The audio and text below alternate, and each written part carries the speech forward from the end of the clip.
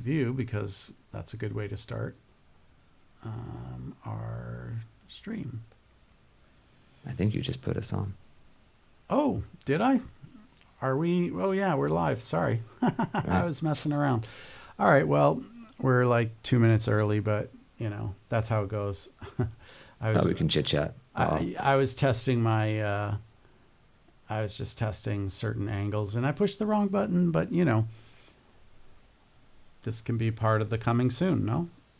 yeah, sure. Why not? Coming The last soon. movie I saw was One Battle After Another. Don't know that. P.T. Anderson. It just came out. Okay. Have you ever seen There Will Be Blood?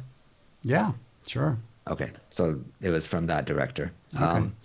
He shot it on film, and the theater I went to had the film. And I guess because it was on film, there were no previews.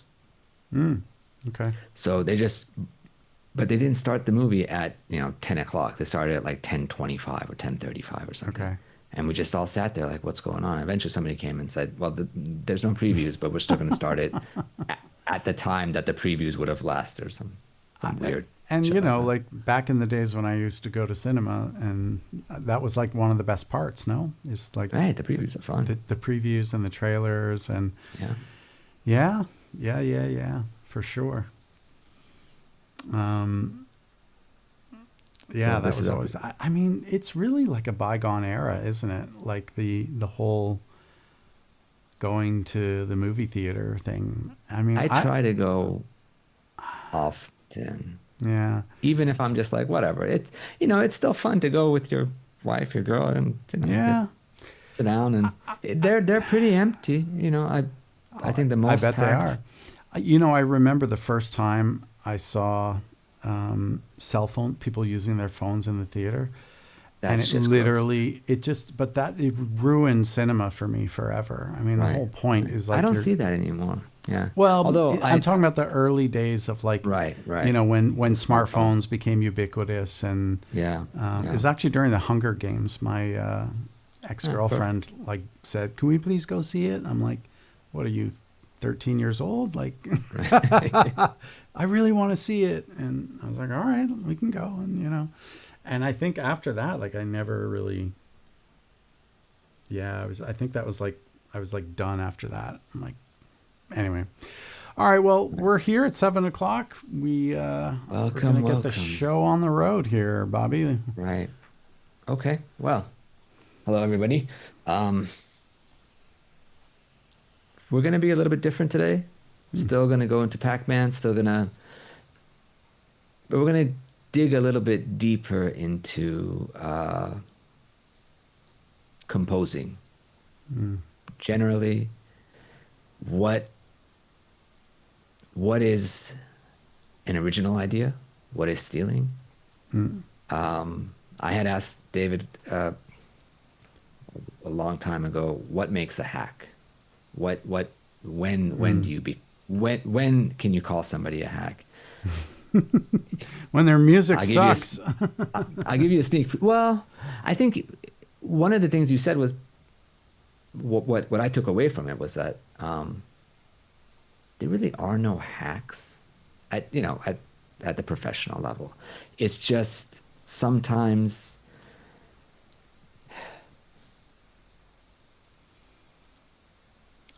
you have to figure out where they are as a composer, where they are as a service provider.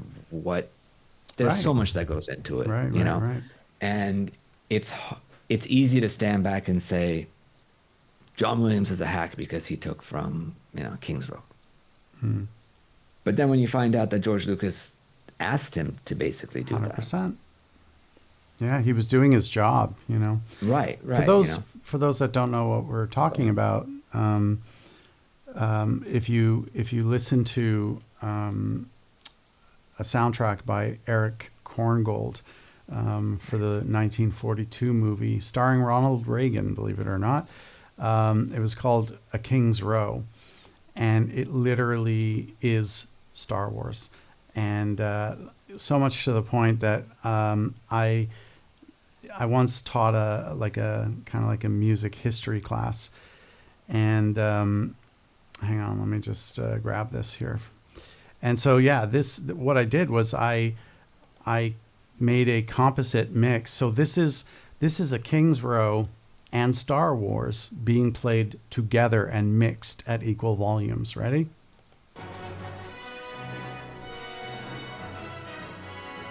And there you go. I think it's really, oh my God, the levels are terribly low. Sorry about that, guys. Let me try that. Yeah, it's a bit low. Yeah, no, it's, I don't know why that is, man, but let's bring that up a little bit more.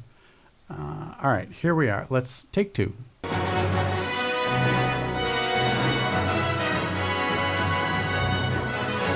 And the point is, listen to the first. They are literally, you cannot distinguish one from the other.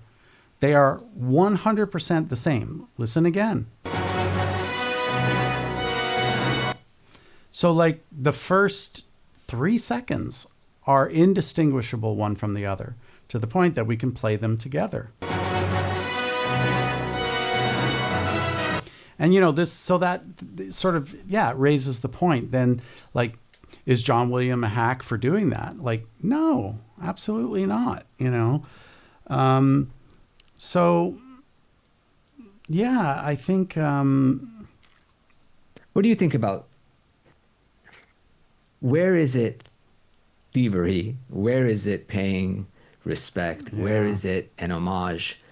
Where do those lines come from? I mean, Yeah. How do you draw those lines and say... So, I mean, look, I think it's, look, you know, stealing is just something that's going to happen in the world of art. And so, as I mentioned many times before, I'm a very insecure person, and I think most artists are very insecure people. And so I think, especially in the early days of your career, I think a lot of people sort of feel like, well, if I steal this idea, then like maybe people will like my music, right? I don't think that's the case with John Williams and Eric Korngold. I think he did what Lucas asked of him, which was, I want that grand golden age of Hollywood big orchestra sound, and go into the vaults of, you know, whatever, 20th Century Fox and see what you can find there. And he did his job. He literally just did the job. Now, nobody did that for Pac-Man World 2. You know, I was, you know, given creative license to come up with what I just thought was the music that belonged in Pac-Land for the Pac people, right? So I was given creative license. So that's why I don't, at least for my money, I don't think Pac-Man World 2 sounds like the music of another composer. I think it sounds like me. However, if you look at my soundtrack for Draconis Cult of the Worm, you know, I think I was like 28 or 29 when I did that soundtrack. And, you know, the combat, some of the combat battle music, I was just literally copying the music of my idol, who was Dmitri Shostakovich, a great Russian composer, you know. And speaking of great Russian composers, and this idea of thievery and being a hack, you know, I really believe this, that music does not exist in a vacuum. And even Stravinsky, who is like arguably one of the 10 most influential, if not in the top 5 most influential composers of all time, he said, good composers imitate and great composers steal. And this is coming from one of the greats, like one of the absolute, no, not debated. So, yeah, I think, you know, it's, and then, of course, you know, Picasso said something similar, like, you know, a good composer, you know, or sorry, a good artist copy. What is it? I think it's something like a good artist copies, a great artist steals. And a great artist steals, yeah. Which, by the way, Steve Jobs also stole that quote and used it. And so this is a common quote. And so, you know, I think that, I mean, look what Led Zeppelin did. They changed the history of music, and so did the Beatles, arguably the 2 most influential rock bands of all time. Elvis Presley, his first hit, you know, well, maybe one of his second or third. Hound Dog, you ain't nothing but a hound. Like that was from Big Mama Thornton, right? And that was Jerry Stoller and Mike Lieber who wrote that song for Big Mama Thornton. That was her song, and he did it.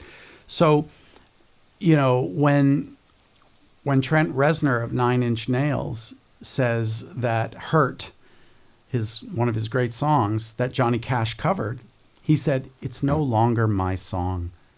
It now belongs to Johnny Cash."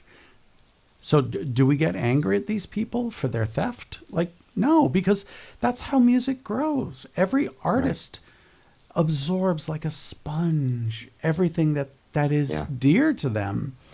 And I don't think that anybody, like there's all these lawsuits, you know, people getting sued, and, you know, like with Radiohead and Creep, you know, they got sued, and I think Radiohead lost. But you see, I don't think Radiohead sat there and was like, oh, let's steal this idea. You know, I mean, Killing Joke, which was this punk band in the 1980s, the Nirvana ripped them off all the time. If you look at the guitar pattern for More Than a Feeling, ding, ding, tick, ding, ding, ding, ding, tick, ding, ding, just different chords, exactly the same. In fact, Kurt Cobain would like. There was a concert where some people were, I don't know what they were doing, throwing shit at them and like harassing, you know, women, you know, and it was just like a mob scene. And so he refused to play that big hit. Smells Like Teen Spirit. Yeah. And so he would basically do the guitar riff. Dung, dung, chicka, chicka, chicka. But then he'd do More Than a Feeling. And I think, you know, so like, that's how music evolves, man. Music does not evolve without theft. Yeah. So going to your point now about, you know, when are you a hack? I think you're a hack when you have no original ideas of your own. I think you're a hack when all you do is steal from other people. I can give you a perfect example. Oh gosh, I don't know his name. I forgot his name. This guitar player, he's sort of like everywhere right now on social media for stealing. You know, Danny Sapko, he exposed him. This guy who literally just steals everybody's music. And Rick Beato made a video called, you know, I didn't want to comment on this. Right. What's his name? So that's a hack. Because he's still doing it. He's still stealing everything. He has zero original ideas of his own. And Rick Beato said, I didn't want to comment on this, but he just wasn't good enough to be on my channel. Right. Because this guy blew up. I forgot his name, honestly. So, but if you look at the Danny Sapko, who's like this amazing bass player, I think he's like Yorkshire accent. He's so funny. Bass. I love him. Yeah. He's so amazing. Anyway, he did all this investigation on what the guy was stealing and who he was stealing from. And he's like, he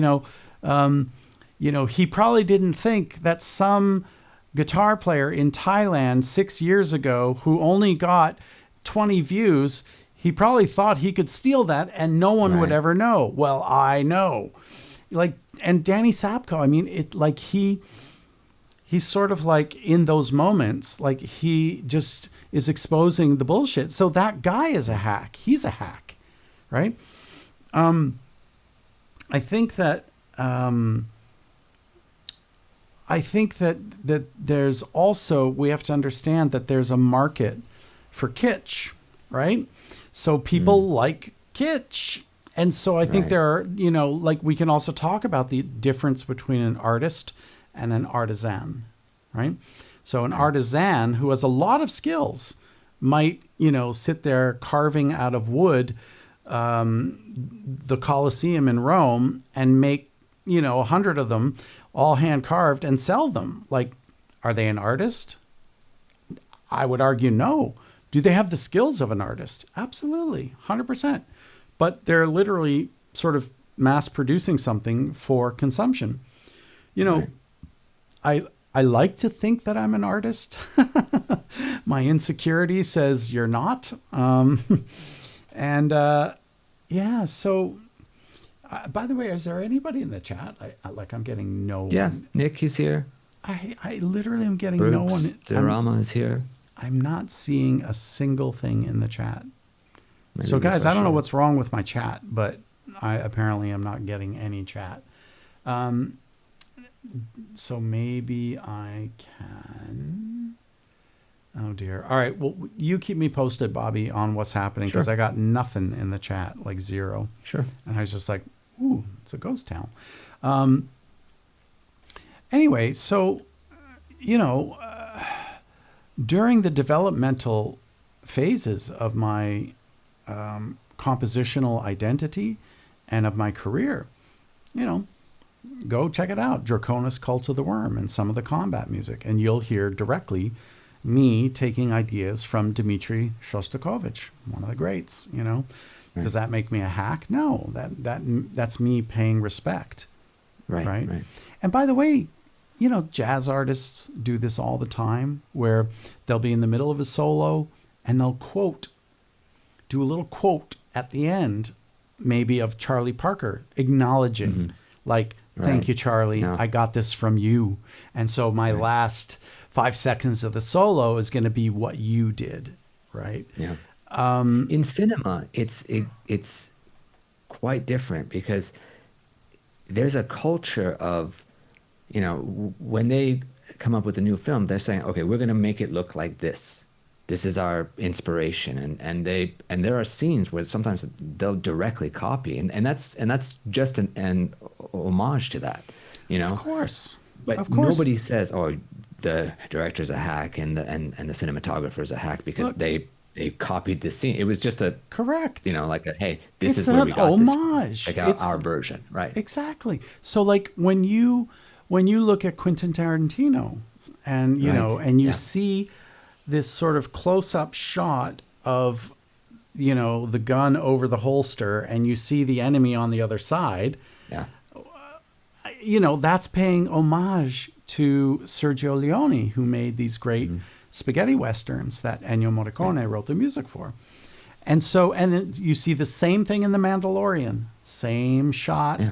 right, of the gun close up. And, you know, The Mandalorian takes a lot from, oh, wow, for some reason, I just got Miles's text just started working, the chat. Anyway, so that, you know, they're not stealing. They're paying their respect. They're saying, you know, I know where this comes from. Right. So, and I respect it. And it helped me to develop my artistic vision. And thank you so much. So I think that Quentin Tarantino has changed cinema forever. He's proven that he's not a hack at all. Yeah. And you know, the storytelling format of Pulp Fiction redefined what cinema was completely. And I think it was like, what, second or third film? Like insane, no? And he created like so many iconic moments. It's incredible. Miles is saying, sometimes when I compose, I accidentally notice I'll accidentally write similar melodies to something else unintentionally. Happens to me too, by the way. But I find out, I always find a way to change it into something else and make it my own instead. And Miles, that's beautiful, man. You know, like that's what it's all about. That's what it's all about. Like, you know, because what you're doing, Miles, right, is you're saying to yourself, oh man, that's just like from Beethoven, and oh shit, man, and then how do I make it mine, right? So you have a dialogue the same way I did. I consciously took from Shostakovich's Eighth Symphony, you know, and because it was similar, like I knew what I was doing. I knew I could also write music that didn't need to steal from him, and I did in the same game. It was just for whatever reason. I think, you know what it was? I think that was my first game that I kind of got to write orchestral music for. I think that's probably why I did that. Because, you know, although Asteroids, the cutscenes were orchestral, and actually Pitfall, again, the cutscenes and the main title menu was also orchestral, but there was nothing in game that was like an orchestral track in either of those games. It was always just the cutscenes, right? Yeah, so good on you, Miles. Good for you, man.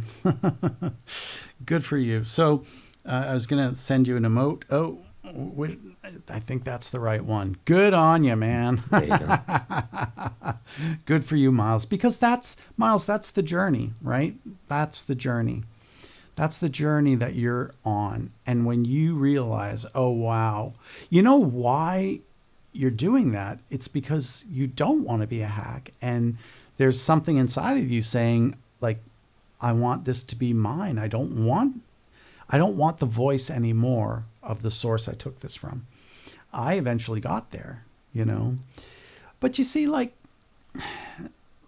you know, the five nationalist Russian composers, you know, Glinka, Prokofiev, Mussorgsky, Rimsky-Korsakov, and I always forget the fifth, but somebody wants to Google The other guy. But, you know, they felt like the diatonic system and the chromatic system of European mainstream music had sort of gone as far as it could go, and Tchaikovsky certainly did that. He took that whole system and went as far as you can go. So they developed the octatonic scale, and it just caught on like wildfire. Like, you know, and that's the other thing I want to clarify. Like, I will do my best for everybody to like try and respond to the chat and do my best to answer your questions and everything. But we have to remember what the focus of this stream is. Like, we're here to talk about the music of Pac-Man World 2. And composing in general, and sort of the composer's journey as well. It's also a chance for Bobby and I to like talk and exchange ideas, and because he and I have great conversations like always. So I will do my best. But for example, I'm not going to go into a detailed, you know, explanation of what an octatonic scale is, because like I think a lot of people are here because they just love Pac-Man World 2 music, and they like the idea that the guy who wrote the music for it, we have this, right? That the guy who wrote the music for the original, at least, you know, is willing to talk to you, and, you know, talking to Miles, and, you know, talking to Nick, and, you know, whoever else comes along, and, you know, and by the way, you know, sometimes it's hard to know and understand and interpret what's happening in the chat, you know. And especially because of the delay. It's like 30 seconds or more. Right. Sometimes. There's a delay. And so I don't know if you're like what you're referring to. And sometimes I can't interpret directly, like exactly what it is you mean by your question. Sometimes I get confused because comes 30 seconds later. Right. And so, so, you know, I definitely sincerely apologize for, you know, if I don't get to your question, or, you know, if I misinterpret something, or if my answer upsets you. Like, I can promise you, I'm not intentionally trying to, you know, upset anybody. And, you know, I'm saying this because there was like a little thing that happened recently, and it really bothered me. So I'm kind of addressing it a little bit tonight. So, but I think that's enough on that. Let's let's one more time listen to the theft of King's Row and Star Wars, just because I have it up before I put it away. Right. Yeah. Sure.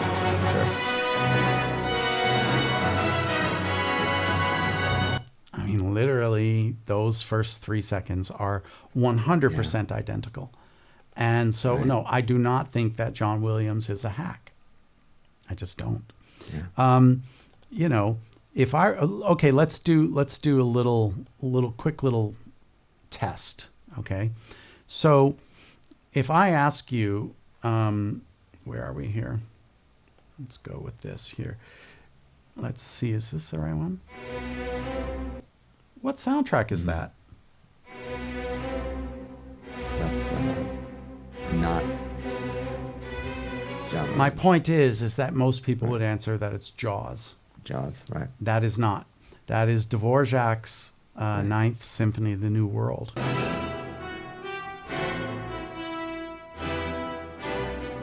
I mean, that sounds a lot like John Williams to me, no? Right. Those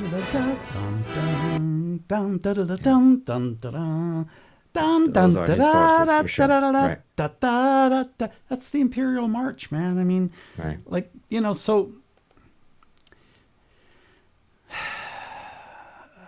I don't think John Williams is a hack. I think he's one of the greatest and will always be remembered for like 1,000 years. People will study his work. You know, I mean, Bach stole from Palestrina. You know, do we get mad at Bach for that? No, you know, because he's going to be remembered for 1,000 years. If we only remember the Beatles' version of Roll Over Beethoven, are they hacks for doing that? Like, no, you know. And the thing is that, you know, Chuck Berry, who wrote that song, is immortalized forever in that song because it's his music. And anybody who really loves that song probably will look it up and be like, oh, wow, you know, like, I didn't know the Beatles didn't write that song. So, yeah. Anyway, all that. So let's talk about Blade Mountain, shall we? Yes. Your favorite track of all of them. Yeah. So like, you know, Bobby asked me earlier, like, kind of like, what was your least favorite Pac-Man music? And I had a really hard time answering that. And I kind of went through each of the worlds. And I kind of settled on Blade Mountain. And I apologize dearly if you know, because I think last week somebody said, like, Blade Mountain rules. And actually, the Guitar Institute of Hong Kong, the guy actually did a full live analysis and made a score, and the students played it. You can go on YouTube and see it. And that was like, I can't tell you how dearly I felt and how much it touched my heart. You know, it was beautiful, actually, you know, just that somebody took that amount of time. Anyway, I came up with Blade Mountain, I suppose, because I think, like when you think about Into the Volcano and, you know, the Haunted Boardwalk, Spooky, and of course, you know, Bare Basics or Into the Woods or Bedoing Woods, or like, those are so unique and special and different. And so I guess it's sort of like the ocean world and the snow worlds were kind of like it's not that they're my least favorite, because I'm doing interesting stuff. And guess what's there? The Bonham Asteroid Dal. Who can forget that, right? Oops, where did there we go. There it is, right? Like, everybody can remember this, I hope, from previous streams, right? So, yeah, I mean, that makes an appearance here as well. Let's just have a listen to start.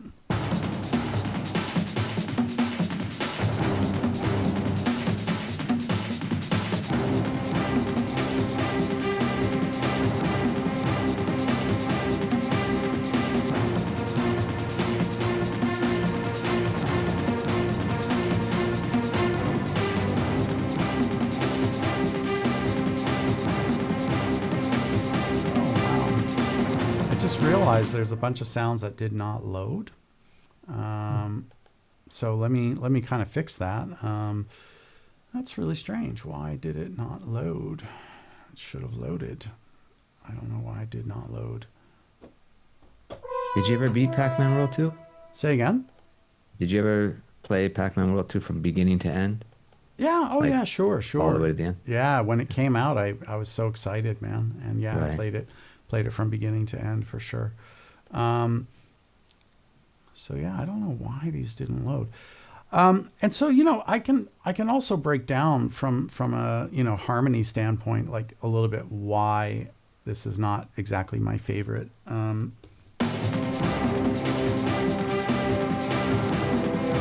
we go.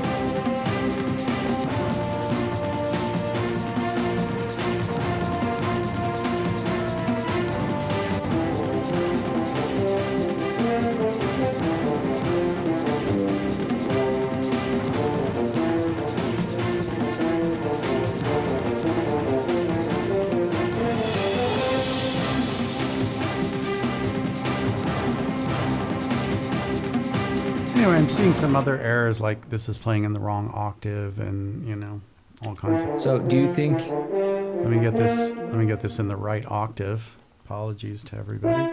That's better. Oops. Let's listen to that again.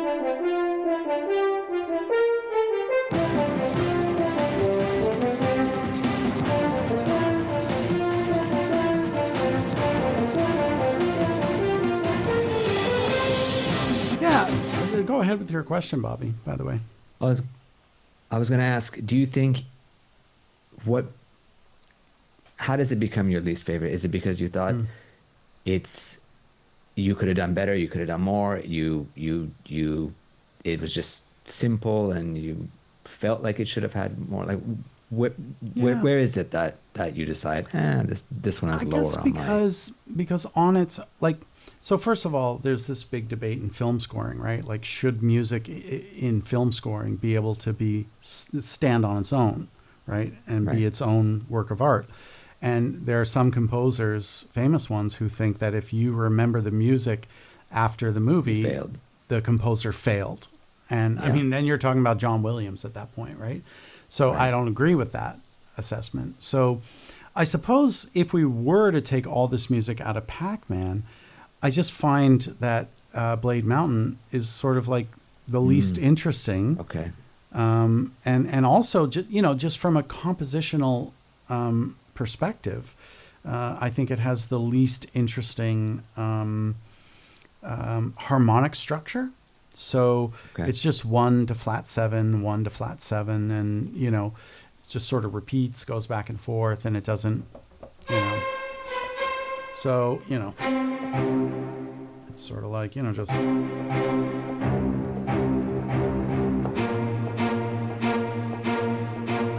Rhythm is also really just overly repetitive.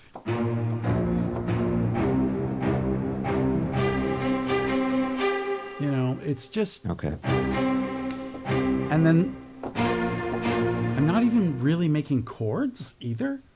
So, like, harmonically, I just find it just sort of lacks the depth. I find the percussion to be like maybe a little too repetitive. Although, I'm using the Bonham Asteroid Dowell, but I'm mixing it with this tribal.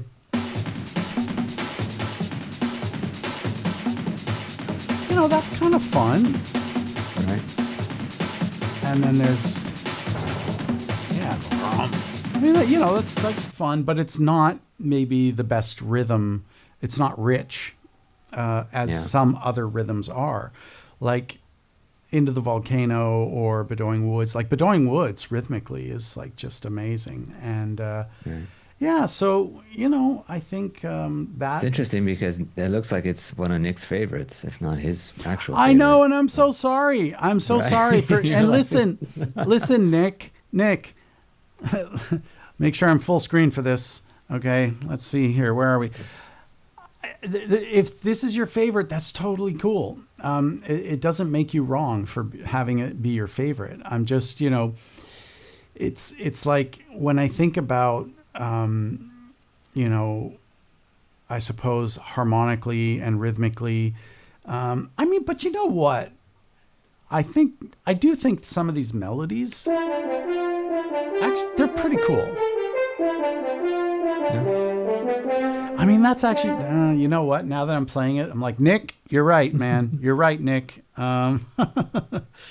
So yeah, I think context matters a lot here, right? Because fair enough. With film, with games, where you hear the song, where you are emotionally in that moment, can really attach you to that song. That's an amazing point, Yeah.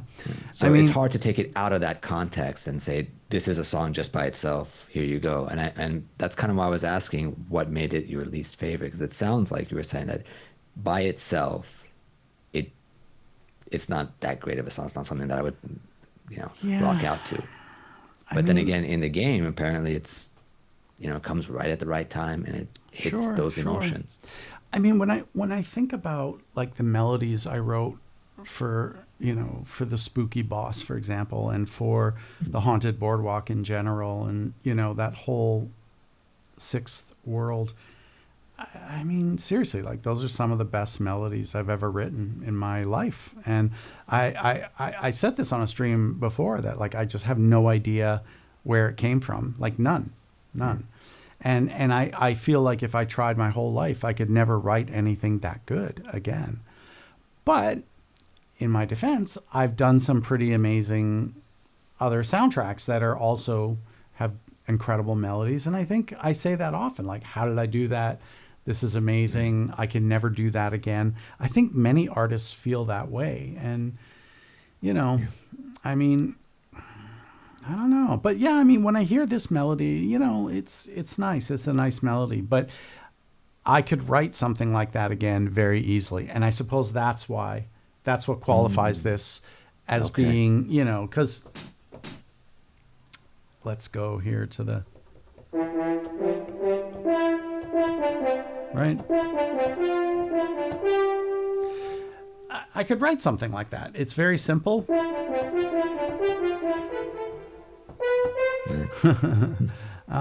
you think it's because of that magic lightning in a bottle moment that you think like, okay, this wasn't that? Yeah, I mean, I think I said this before, and we even tried, like, could I write a theme as good as the Pac-Man World 2 theme? And I couldn't do it because I'm just like a different composer now. And so I guess, yeah, I suppose like it's not as sophisticated as some of the other composing. I suppose that's what it is. But you know what? That could be why Nick likes it, because of the simplicity. Right. And there's a certain simplicity, like really, really, really in this. And I guess, like, again, when I kind of go here, that's kind of nice, actually. So it's growing on me. Lydian, there's a nice, beautiful Lydian moment there. And I realize that's playing underneath that melody. That's really interesting. So yeah, I mean, it's already growing on me, man.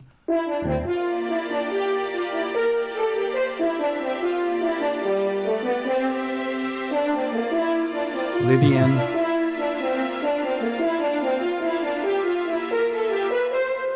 Yeah, I mean, it's growing on me, man.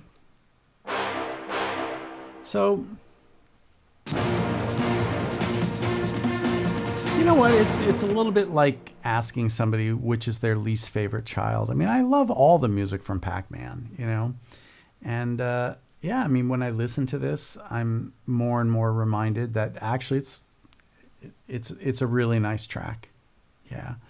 So, yeah, I don't know, man. Well, does that make sense? Santofu asks, what was your thought process when deciding the instrumentation for different areas? Yeah, that's a very good question. I think, Blade Mountain takes place, in the snow world where there's snow everywhere. And I suppose it was like I was trying to sort of capture the feeling of the great outdoors. Now, in fairness, like, I mean, Bedoing Woods and, into the forest, like all these levels, the forest and treetop level also take place out in the great outdoors. It's just a different kind of great outdoors. And so I suppose like in the snow world, and it was also visually, I suppose, I just sort of saw it as being kind of grand. And in terms of, so that did play a part. And I think it's a great question because listen for a moment. I'll play you. Oh, I was listening to the outtakes the other day. Wow. Man, there's some cool ones. So like if you listen to, where are we here? Like Scuba Dooba, right? This is under the water. So you hear bubbles, right?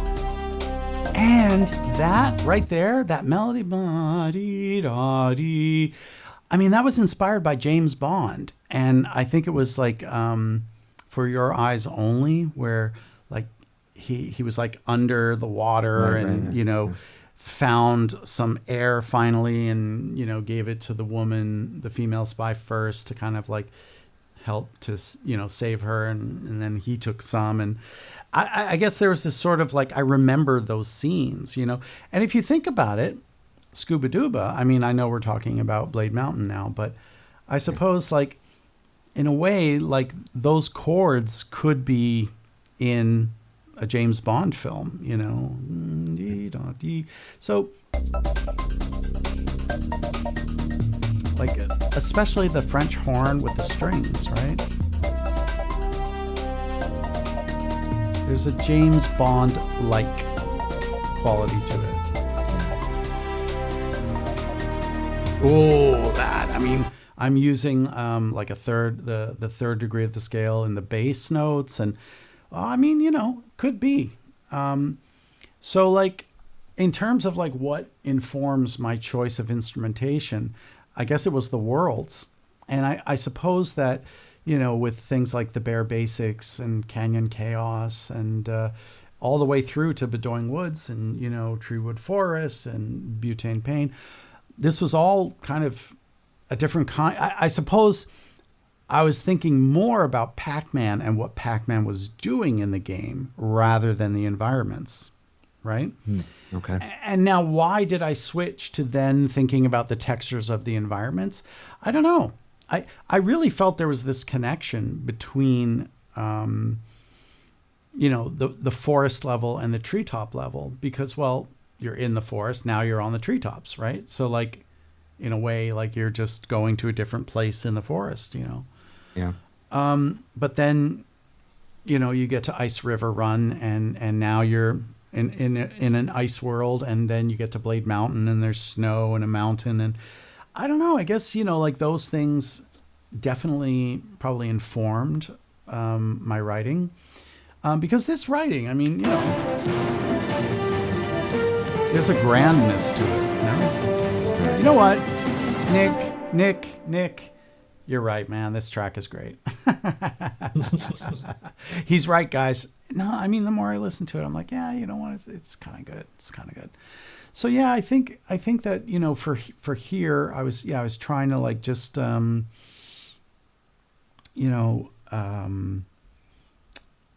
yes, get this sort of grand feeling of, being in the great outdoors and having fun in the snow and the ice and, all that kind of stuff. And I guess, I don't know, it just sort of felt right, and maybe it's from the Hoth system, the Rebel base in the Hoth system or something, the Snow World, and then Right. John Williams, and, like, who knows why. But I know for sure, in the ocean level, it's like bubbly. You hear bubbles, in like that synth, which is the virus, the Access virus. Access virus is the name of a synth, by the way. It's not an actual virus. It's this guy right here. This is the synth. This is the actual synthesizer that I actually used on that level in particular. So yeah, so I think that at that point I was trying to sort of, I think in particular the snow world and the ocean world, I'm really sort of trying to mimic the feeling of those worlds, right? And I think that, in the forest and the treetops, I'm trying to think about what is Pac-Man doing, right? Mm-hmm. And so the lava originally, like, they wanted something dark, but I guess I went too dark. I think somebody once commented, "Oh, sad Pac-Man." When I played the outtake, I played the outtake. Outtakes, yeah. So then I took some of those textures that were meant for the lava world, and again with the lava world, I was again trying to sort of think of the environment of Pac-Man, Right. And I'm sure, Glenn and Yas, the guys who were my handlers, if you will. I'm sure they were also like, oh, well, like we're in the snow. Can we get like a big grand, they had, I mean, all producers give composers input. It's just part of the gig. So I'm sure I don't remember, but so then we get to the Haunted Boardwalk spooky levels, right? And there I was trying to think of something kind of spooky and but also something with some energy rhythmically, right? And I wanted a really good theme for Spooky because he's the arch nemesis of Pac-Man, right? He wants to get rid of these Pac people forever. For anybody that remembers the original intro cutscene. So yeah, I guess I suppose that Forest and Treetops music is really about Pac-Man, his movements. It's about his movements in the game as well. It's not trying to sort of score the background. And by the way, this is something that happens. I remember when I was doing X-Men Mutant Academy, for example, the original game, they went through like 2 or 3 developers. Like they kept firing developers because the developers kind of sucked. And anyway, one of the developers, they were doing like all these backgrounds. And so you would fight with like the New York City skyline behind you, or one of the other ones would happen in an Egyptian ancient crypt under a tomb. You know what I mean? So they had all these themes, and they wanted me to score the background. Right. So I did. And so, an Egyptian tomb is not going to be action packed. It's gonna, so I used some like, men singing and, low strings and whatever. And then somebody just said, dude, this is like, we're doing Mortal Kombat style action. This is so stupid. Like, let's not do this, but you see producers try things. And by the way, I think it was the producer on the game who realized the error in doing the music that way. And then my directive was just like, in your face, electronic rock, we want action packed, just insanity. And that's exactly what I did. So I think that, like for sure there was input from Yas and Glenn. I like saying that, my handlers. It's great. Can we hear the outtake real quick? Of what? Lava? Of the yeah, sure. I found another Pac-Man, one, as someone called it. Yeah, I found another. Sorry, what? Go ahead. Oh, I thought you were saying something, but I suppose to finish off the point, I mean handlers in the most loving way, because they were both amazing. Both Yas and Glenn were wonderful. Glenn Kierton and Yas Naguchi, they were amazing, really incredible people to work with, and it was a real honor and privilege to work with both of those guys. All right, so here's an Lego outtake. Says hi. Lego Kai Tai. Kai Sorry? Tai, I think. There's somebody in the chat that says hi. That's it. Lego Kai Tai. Okay. I think it's Kai Tai. Hello, welcome. All right, so let me see if I can find this lava music that was super dark. I think I played once. I played this.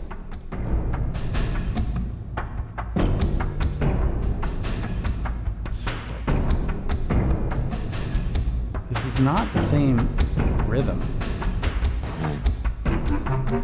Yeah, this is one where somebody said sad Pac-Man. So I played this before on the stream.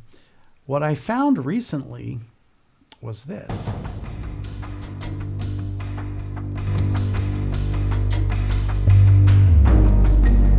This is really dark.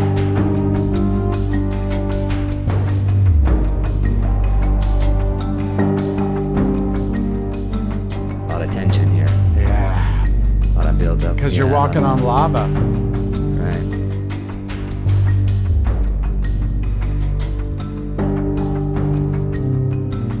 So, but you can notice the rhythm in the background is the rhythm that went into the final, into the volcano and stuff. So, yeah, I mean, there were many iterations along the way, and, a lot of music just outright gets rejected, I remember also, I think I played some of the Pond music, and there was like a ballad, Yeah, this is like kind of like the ballad version.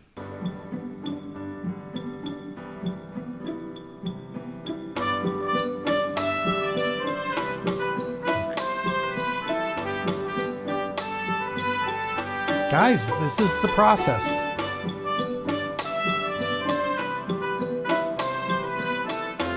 Thank you, Miles.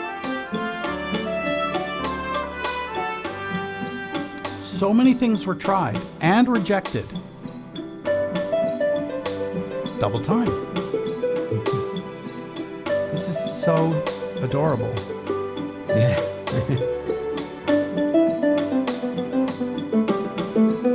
I didn't even know I could play double time over the same chords. This is really cool.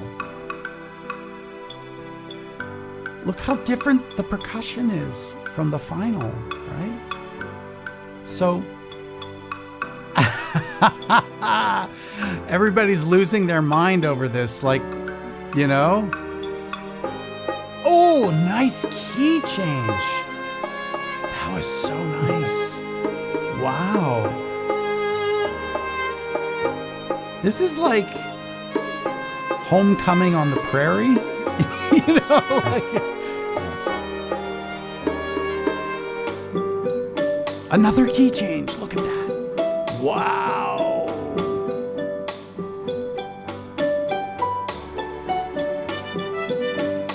This is freaking cool.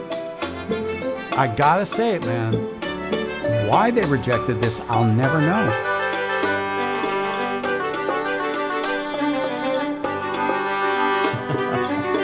This is blowing my own mind.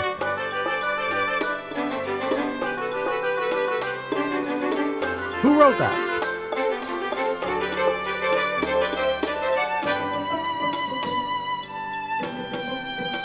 This is blowing my mind right now.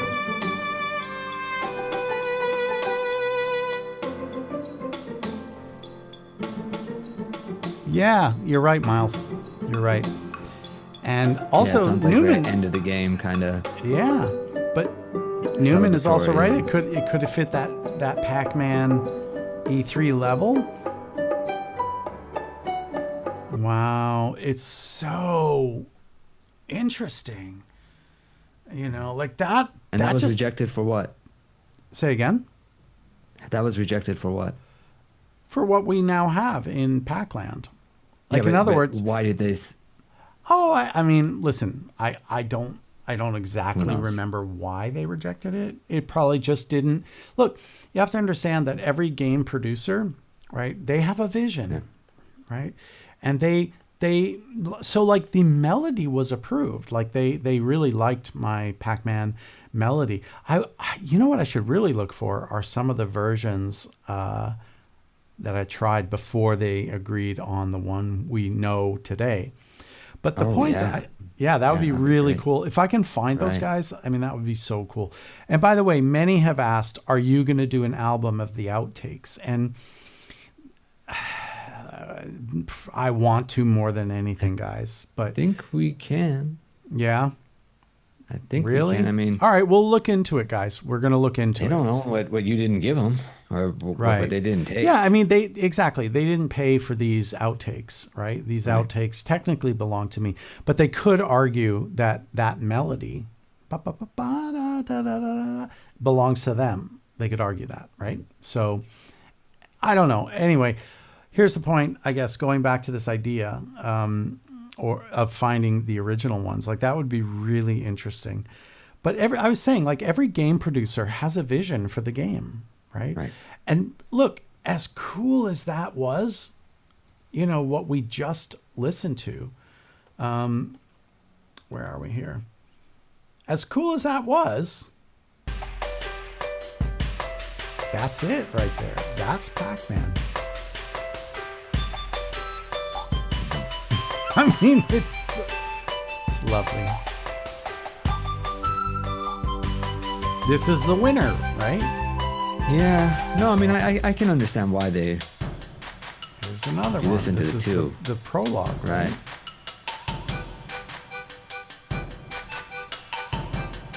You know, this is what won, and it's correct. I mean, as cool as this is, it's not. It's a different vibe. It's a totally different vibe, and it doesn't belong in Pac-Land. You know what this could work for? If, like, you know, Pac-Man goes through a time warp and winds up in the year, 1685. You know? Okay. With in the Baroque era, with like the white wig on. I mean, but it doesn't belong in the Pac-Man that we know. So, yeah, I agree, Miles. What went into the final, I think it fits the game perfectly, and ultimately Yas and Glenn believed that as well, and everybody who was like beta testing the game, and I feel so sorry for the beta testers, because Bobby was complaining before the stream. He's like, every time we do a stream, the whole next day I'm just humming the melody in my head and I can't get it out. He's like, damn it. Imagine those beta testers. I'm sure they turned off the music at a certain point. They probably just turned it off, probably put on their headphones and listened to like Metallica or something like that. I'm sure. So it would fit the map screen. I mean, it could for sure, Newman. I think it could. I honestly don't think I can imagine World 2 sounding any other way. I'm with you, Miles. Right there with you, man. Give you another fist bump for that one. I agree. I just think that I mean, guys, it's hard to understate how many revisions happened on this game for music. How many times things went back and forth, and how many emails. Like, there was no such thing as Zoom or WhatsApp. You know what I mean? Like, you had to pay for every SMS message you sent, it's like 25 cents to send a message, like back in those days, right? You got like 100 free, and then so like, and it just went to shit. You got a certain amount every month, and you saved them for like, your wife or whatever, so like everything was done through email. Also, I have the Excel spreadsheets. So we would always update this Excel sheet that got emailed back and forth. So they would ask for some revisions. They'd say, okay, well, that sounds like it should be in 1685 Baroque or Rococo era, and then I'd be like, all right, well, here, what about this? And then they'd send back another email, again, all on the spreadsheet, everything in the spreadsheet. Okay. And actually, that was my idea, was because so many emails were going back and forth. So I made this spreadsheet. And it's actually a tracker. All in one place. Right. Yeah. So every email that was sent, there was a column, client comments, composer comments, and those are the last things, right? So there was everything like the date the email was sent, the subject of the email, whatever it was, and which track was it referring to, right? So it's very, very, very organized. And the last two, like client comment, composer response or something like that, I just copied those two, columns like infinitely, so that we could just keep going. And so, I mean, sometimes there was like 10, 11, 12 revisions, right? Especially from Yas, because he's a really talented musician and writer, and the funny thing is, after Pac-Man, I helped him produce a little 3-song EP, and it was lovely. Like, it was really nice. I found it the other day, and I'm not going to play it without his permission, obviously, but I listened the other day, and I got such a lovely, warm, wait for it, feeling, from listening to it. It did, and it reminded me of, because he and I, we became friends through working on I didn't know him before I met him on this game project. So yeah, a lot of time. When you said that you had revisions, how many of those were just, so there was the rejections and then there were the revisions. Right. Right. Right. So, and the rejections were the outtakes? Yes.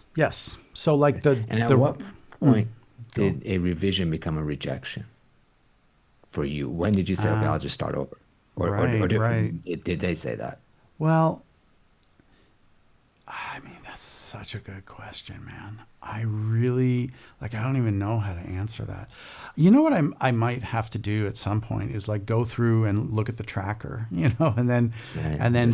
because obviously everything. I would always put the file name in there and, you know, so I guess, like, for example, one of those lava tracks was completely and outright rejected. I think the one with the low woodwinds and stuff. But even that really, the super dark one, all the drums went into the final one that got approved. So, you know, that first attempt with the low woodwinds, you know, that got rejected. They're just like, no, you know, it's not working. And then the super dark, we'll call it, with the right rhythms, by the way, probably, I don't know, but probably the request was, hey, we feel these rhythms are really good for the lava world, but we just, overall, it's too dark and depressing. Can you make something that's a little more light, but would belong, you know, in a lava world? And, you know, if you listen to what I came up with, I did that. Where are we here? Into the volcano. There we are. All of these were in the dark. Some of the dark. But then this, like, skipping along, hopping over the lava. Oops. That hurt my foot. You know, whatever it is. So, yeah, I mean, it's so interesting how games get made, you know. And you know, how one idea of what a producer wants can get, completely rejected. I'm working on a game project now, and the client, there's a specific part where it's all Mexican music. And so they wanted Mexican music. So I thought mariachi, trumpets, you know, but they wanted sort of more like Spanish guitar influenced on Mexican, you know. And so the first track was outright rejected, and the second one, you know. So sometimes, like, you know, when you're communicating with a game producer, you know, like, but you see, it's not a waste of time, energy, or anything, because it's the process. It's the process, exactly. Like, right. You know, those lavas, the rejected ones in the outtakes, you know, all of that led to what we now know and fits perfectly. I mean, Miles and Newman, could you imagine those dark, depressing, you know, Into the Volcano and Magma Opus? Like, no, you can't. You can only imagine, you know, this. Because this is the right music. You know, this is Volcanic Panic, right? And again, this is perfect for the level, right? Into the volcano. See, there's a similar feeling percussively and texturally and rhythmically. This is cool. I mean. And this is sort of what I was talking about with Blade Mountain, that it was a little more, I suppose, generic. Like, to me, Into the Volcano and Bedoing Woods, and I just, like, I can't point to any influence, guys, like none, you know. Pac-Man is mine. I'm just going to say it. Like, it's mine, you know. It's my music, in other words. Like, it's really me, you know. Whereas I suppose Blade Mountain, you know, the snow level, you know, did have some influence, like The Great Outdoors, John Williams, you know, the Rebel system, or the Hoth system with the Rebel base, the Snow World. And then, like, you know, in the ocean world, you know, that James Bond scene, you know, like, those had influences, right? Not on compositionally what happened, but overall texture. But, like, this is like, I can't point to anything. Really, I can't, you know. And if I knew the influences, I would say so. I would argue some things from Spooky, you could argue, could have been written by Danny Elfman, right? Like there's definitely, because he's an incredible composer, like amazing. And, he did every Tim Burton movie ever. And, a friend of mine, actually, I produced a record for her when I was living in Los Angeles. She was an incredible hairdresser and, cut hair stylist, I guess you call it. And she would cut, whenever he wanted a haircut. And Right. he said to her, and I quote, because this is exactly what she told me, that, because he hasn't won an Oscar, he hasn't won anything.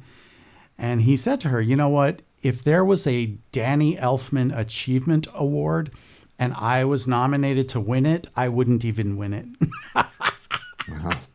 I mean, I'm laughing because of it's so perfectly illustrates kind of how completely crazy Hollywood is. Danny Elfman should have an Oscar.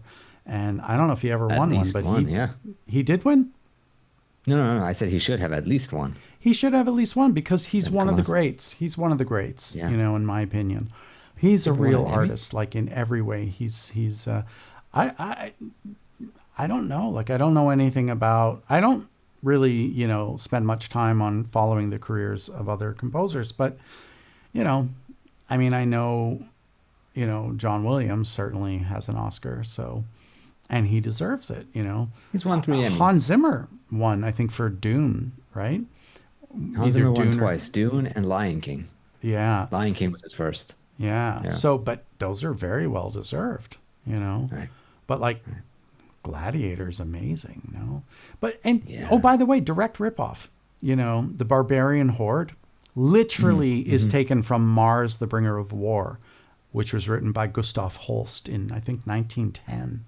Literally, it's like a complete copy.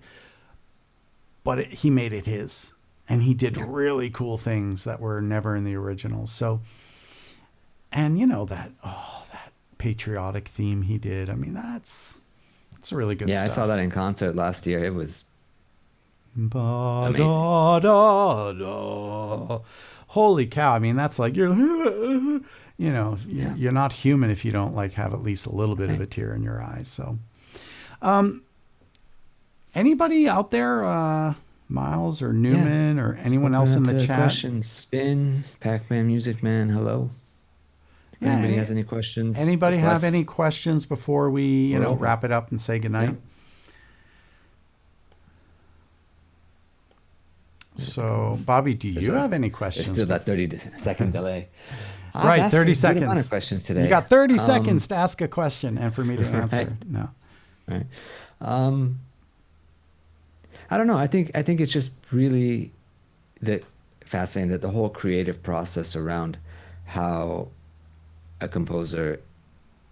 I'm always drawn between this artist service provider and how we kind of tend to be people who get pulled into a direction, right? Whether it's a game director or producer, and it's their vision ultimately, right? Exactly. And we're there to service their vision. Exactly.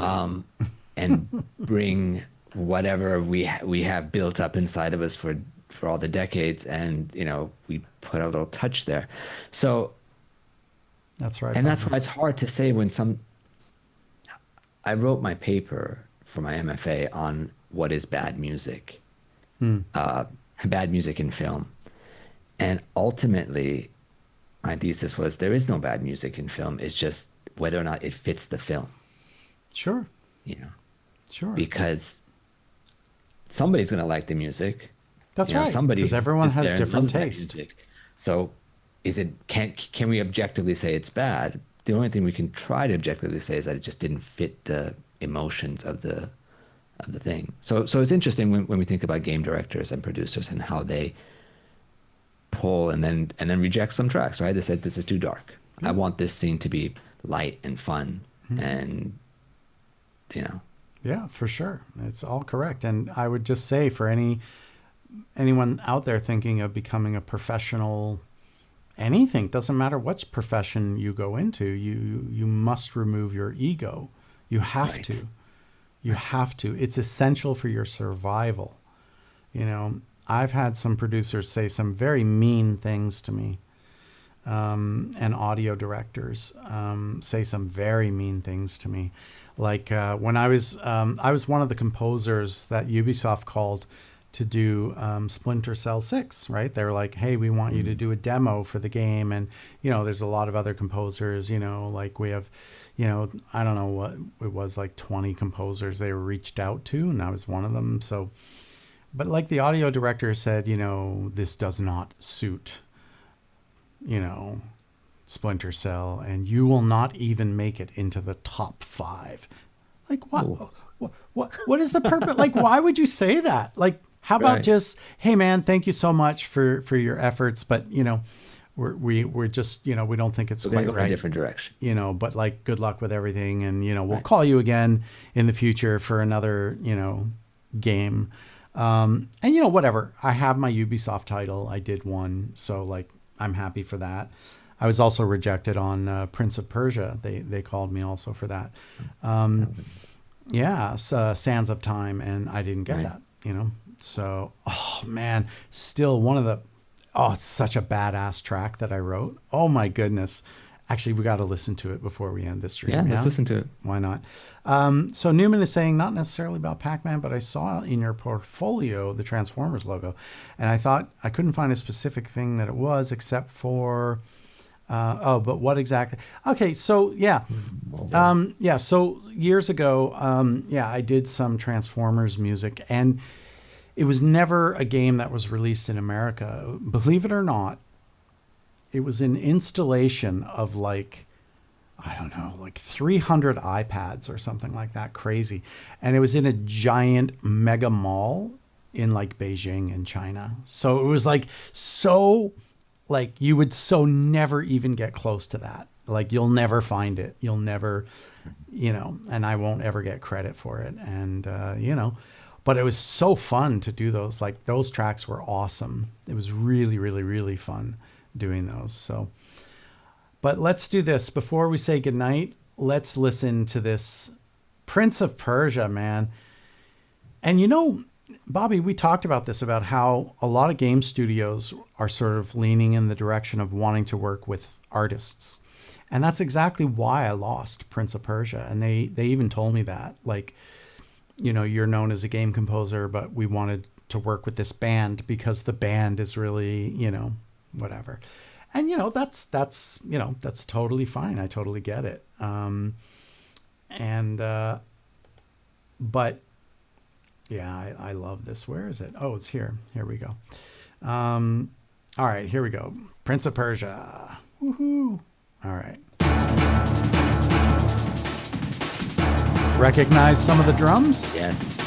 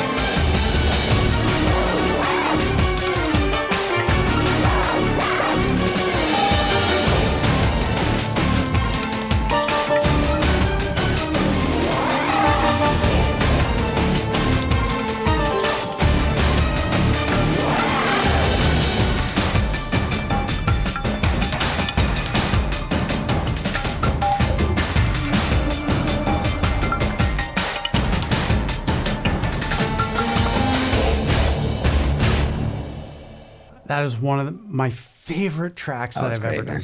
That was great. Thank you. Thank you. It's always nice when somebody that's not my girlfriend likes my music and says it's nice. Um,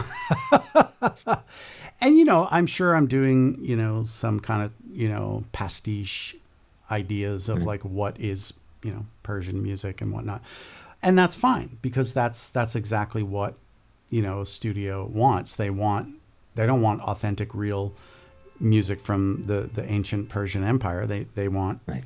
what most people would think is Persian, which, I would argue that I'm more on the Arabic side rather than Yes, 100%. the Persian side, right? And that's fine, because that's what I felt was, and that's all I really knew, I suppose. Then, since then I've actually done a lot more research into the differences between Persian, Arabic, and Turkish music, in fact. So anyway, I love that track. So guys, you see what can get rejected? Yeah. A lot of things can, but they told me, they said, we love this. We think it's amazing, but we want to work with a band on this, and they're well known.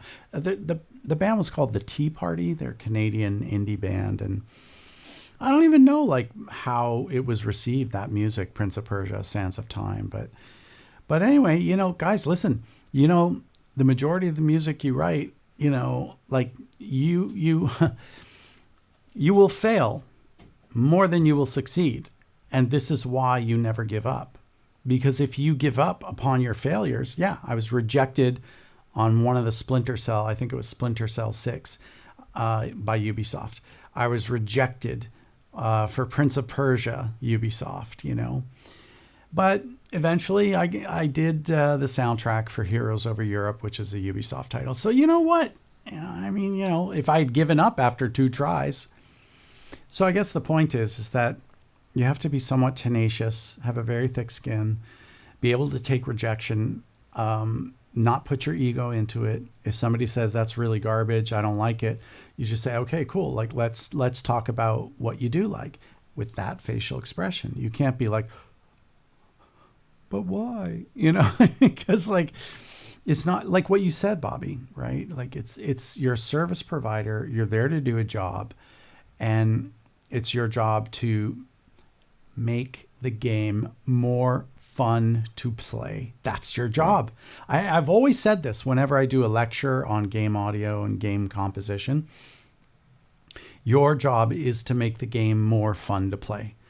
And so, with something like Pac-Man World 2, I think that it, it did make the game more fun to play, Thank you, Newman. Thank you for saying, thank you for saying that.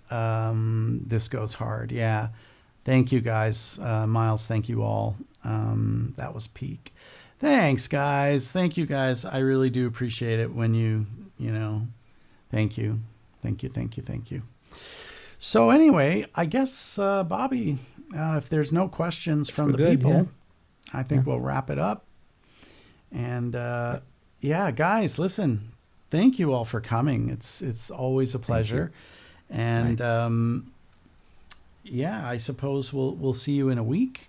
And until then, take care, and always remember, in my opinion, I think that the purpose of life is to find some purpose in life, and the meaning of life is to find some meaning in life.